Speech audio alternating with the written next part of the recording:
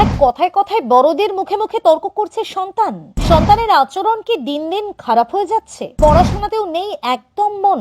সন্তানকে পথে আনতে ভুলেও বকাঝকা করবেন না বা মারবেন না। এই 4টা ট্রিক্স বা কৌশল মেনে চলুন একবার, দেখবেন কয়েক মিনিটেই সব ঠিক। একেবারে শান্ত, ভদ্র এবং বাধ্যের হয়ে উঠবে আপনার সন্তান। মহাজ্ঞানী চাণক্যর এই কৌশল একবার মেনে দেখুন, সন্তান হবে একদম বাধ্যের এবং ভদ্র। পড়াশোনাতেও হবে তুখোড়। জানেন, জেদ করে না এমন বাচ্চা এখন দেখাই যায় না। অল্প বিস্তর জেদ কিন্তু সব বাচ্চাদের মধ্যেই রয়েছে। তবে কোনো কোনো সময়, বিশেষ করে পাবলিক প্লেসে বাচ্চারা যদি জেদ ধরতে শুরু করে, তখন সামলাতে গিয়ে হিমশিম খেতে হয় মা বাবাকে। বড়দের মতো শিশুরাও হতাশা, ক্ষোভ বা চাহিদা প্রকাশ করে জেদ বা ট্যান্ট্রামের মাধ্যমে। আমরা বড়রা যেভাবে নিজেদের এই অনুভূতিগুলো সম্বরণ করে, যাকে সেলফ কন্ট্রোল বলে, শিশুরা তা করতে পারে না, আর তার ফলেই তাদের আচরণে বাহ্যিক প্রকাশ ঘটে ঠিক এইভাবে। বিশেষজ্ঞদের মতে 3 থেকে 7 বছরের বাচ্চাদের মধ্যে জেদ বা টেম্পার ট্যান্ট্রাম সবচেয়ে বেশি। এই সময় যদি সঠিকভাবে শিশুদের চালনা করা না যায়, তাহলে আগামী দিনে অনেক সমস্যার সম্মুখীন হতে হবে। বিশেষ করে নেগেটিভ কোয়ালিটি বেড়ে যায়, যা ভবিষ্যৎ জীবনের ক্ষেত্রে মোটেই স্বাস্থ্যকর নয়। কিছু কিছু ট্রিক্স বা বিষয় রয়েছে যেগুলি নজর রেখে শিশুর এই আচরণ নিয়ন্ত্রণে আনা সম্ভব, যেগুলি কাজ করে ম্যাজিকের মতো। এই প্রতিবেদনে মহামতি চাণক্যর দেওয়া 5টা অত্যন্ত গুরুত্বপূর্ণ কৌশল বা ট্রিক্স সম্পর্কে আলোচনা করা হবে। অবশ্যই 5টাই জানুন, এতে কাজ হবে দারুণ ম্যাজিকের মতো।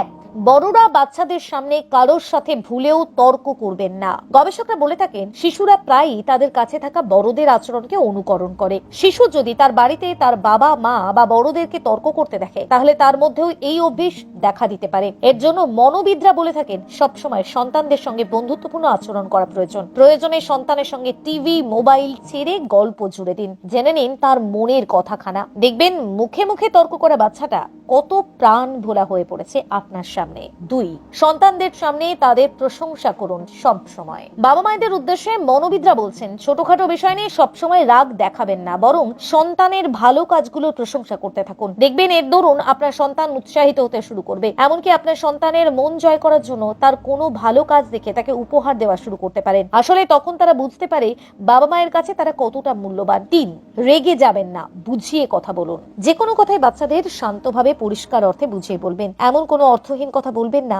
যা তাদের বুঝতে কষ্ট হয়। কথা না বুঝলে বাচ্চারা আপনার কথায় গুরুত্ব দিবে না। আপনার সন্তান যদি এমন কিছু ভুল কাজ করে ফেলে যা আপনার পছন্দের নয়, সেক্ষেত্রে তাকে একদম বকাঝকা নয়, বরং শান্তভাবে তাকে বোঝান। 4, মনোযোগ ঘুরিয়ে দেওয়ার চেষ্টা করুন। বাচ্চা যখন জেদ করতে শুরু করবে, তখনই তার মন অন্যদিকে ঘুরিয়ে দেওয়ার চেষ্টা করুন। সেই সময় বাচ্চাকে অন্য কিছু দিয়ে ভুলাবার চেষ্টা করুন। বাচ্চার নিজস্ব কিছু চাহিদা থাকতেই পারে, তার মানে এই নয় যে সে যা বলছে তা দিয়ে দিতে হবে। এভাবে বাচ্চাকে কন্ট্রোল করতে শুরু করলে সেলফ কন্ট্রোল বোধ তৈরি হবে। তখন সন্তানের আর কিছু চাহিদা থাকবে না। 5, শিশুদের কথা উপেক্ষা করবেন না। শিশুদের কথা উপেক্ষা করা উচিত নয়। শিশুটি যদি আপনাকে কিছু বলার চেষ্টা করে, তাহলে সতর্ক হয়ে তা শুনুন, মনোযোগ দিয়ে শুনুন। সন্তানকে সুষ্ঠুভাবে মানুষ করতে চাইলে একজন বাবা মায়ের এই বিষয়গুলো অবশ্যই খেয়াল রাখা উচিত। তাই এবার থেকে মনে রাখবেন, শুধুমাত্র পুঁথিগত শিক্ষাই যথেষ্ট নয়। সন্তানকে জীবনের সঠিক শিক্ষা দেওয়ার জন্য মেনে চলতে হবে এই নীতিগুলো।